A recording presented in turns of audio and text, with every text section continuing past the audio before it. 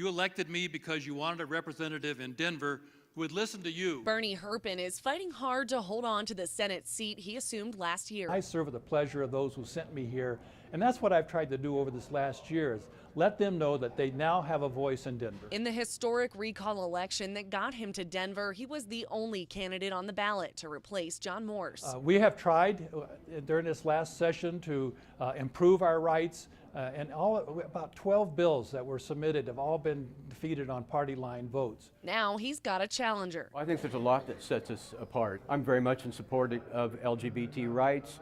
I believe in a woman's right to make her own choice.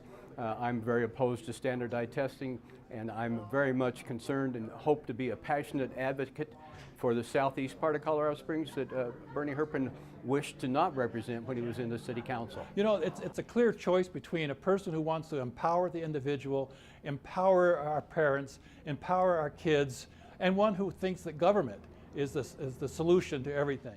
Democrat Michael Merrifield served in the State House of Representatives until he was term limited. When I was in the state legislature, I had weekly town hall meetings, and I intend to continue those habits when I'm a state senator. There's one big issue they agree on: getting rid of the Common Core and reducing standardized testing. I think that our overwhelming flood of standardized testing is taking away the joy and the love of learning and teaching out of the classroom, and I intend, once elected, to fight back against that flood of tests. I've talked to teachers in the district, and they're teaching to the test because their performance now is based on how their students do on the test. But they disagree on most everything else, including the gun laws that got Herpin to the Capitol and the use of a recall. Protecting our Second Amendment rights is very important to me, and it's important to the constituents in this district. That was one of the motivators for the recall.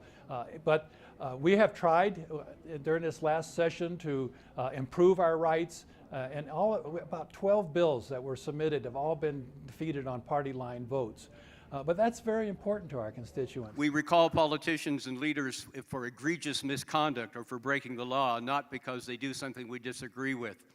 If you disagree with what a politician does, then get out and work against them and see that they're not elected the next time.